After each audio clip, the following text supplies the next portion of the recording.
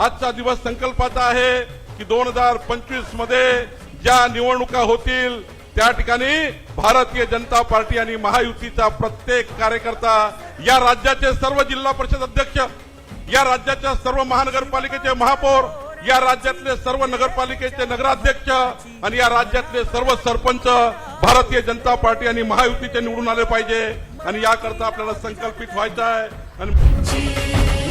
बावनकुळे साहेबांनी सांगितलं, आपल्याला आपल्या महायुतीला ज्या स्थानिक स्वराज्य संस्थांच्या निवडणुका आहेत त्याच्यामध्ये विजयी करायचं आहे। मला असं वाटतं की आजच्या दिवशी संकल्प करूया की भारतीय जनता पार्टी ही सातत्याने या महाराष्ट्रामध्ये सामान्य माणसाच्या जीवनात परिवर्तन करण्याकरता निवडून येत राहील आणि त्यासोबत सातत्याने सामान्य माणसाचा विचारच आपल्या मनामध्ये राहील, अशा प्रकारचा संकल्प आज करूया।